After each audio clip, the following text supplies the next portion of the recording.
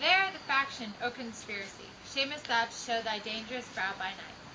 When evils are most free, O then by day, where wilt thou find a cavern dark enough to mask thy monstrous visage? Seek none conspiracy, hide it in smiles and affability. For if thou pass thy native semblance on, not Erebus itself were dim enough to hide thee from prevention. I think we are too bold upon your rest. Good morrow, Brutus. Do we trouble you? I have been up this hour, awake all night. Knowing these men that come with you? Yes, every man of them. And no man here but honors you, and every one doth wish you had the opinion of yourself, which every noble Roman bears of you. This is Trebonius. He is welcome hither. This is Decius Brutus. He is welcome too. This is Casca, this Cinna, and this Metellus Cimber. They are all welcome. What watchful cares do impose themselves betwixt your eyes at night? Shall I entreat a word? Here lies the east. Doth not the day broke here? No. Oh, pardon, sir, it doth, and yon great lies that but the clouds are messengers of day. You shall confess that you are both deceived. Here as I point my sword, the sun arises, which is great wave growing on the south, weighing the youthful season of the year. Some 2 months hence, up higher toward the north, he presents his spire, the high east strands as the capital directly here. Give me your hands, all over, one by one. And let us swear our resolution. No, not an oath. If the face of men, the sufferance of our souls, the time's abuse, if these motives be weak, break off bedtimes, and every man hence to his hospital. So let high-sided tyranny range on, till each man drop by lottery. But if these, as I'm sure they do, bear fire enough to kindle cowards and despair with valor, cementing spirits of women, then, countrymen, we need any serve our own cause to focus to redress. Hey! What on said secret Romans that have spoke the honesty and gage, that is, shall be, or we will fall for it. Swear priests and cowards and men costulous, old feeble Carians, and Give me a such rock. suffering souls, that welcome unto bad causes for such creatures as men doubt, but do not stain the even virtue of our enterprise. Know the insuppressive metal of our spirits, to think that for cause our performance did need an oath, which every drop of blood that every woman bears, and nobly bears, is guilty of several bastardy. If you do break the smallest particle of any promise that hath passed. But what of Sero?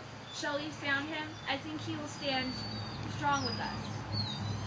Let us not leave without him. No, by no means. Oh, let us have him, for his silver hairs will purchase us a good opinion, and by men's voices to commend our deeds. It shall be said, his judgment rule their hands. Youth and wilderness shall not wit appear, but all be buried in his gravity. Oh, name him not. Let us not break for him, for he will never follow anything that other men begin. Give me Then my leave him pizza. out. Don't. I want my pizza. Indeed, he is not fit. Shall no man else be touched by only Caesar? Decius, well urged, I think it is not meet Marc Antony. Well should find him of shrewd contriver, and you know his means, if he improve them, may well stretch so far as to annoy us all. Which to prevent, let Antony and Caesar fall together. Our course will seem too bloody, cries Cassius, to cut the head off and then the half the limbs. Like wrath and death and envy afterwards, for Antony is but a limb of Caesar. Let's be sacrificers, but not butchers, Caius. We all stand up against the spirit of Caesar, and in the spirit of men there is no blood. Oh, that we should come by Caesar's spirit, and not dismember Caesar. But alas, Caesar must bleed for it, and gentle friends, let's kill him boldly, but not wrathfully. Let's carve him a dish fit for the gods, not hew him as a carcass fit for the hounds, and let our hearts, as subtle masters do, stir up their servants to active rage, and after seem to chide them. This shall make our purpose necessary, and not envious, which so appearing to the common eyes, we shall be called perjurers, not murderers. And for Marc Antony, think not of him, for he can do no more than Caesar's arm, which Caesar's head is cut out of. Yes, I fear him. Alas, good Cassius, do not think of him. If you love Caesar, all that he can do is to himself. Take thought and die for Caesar.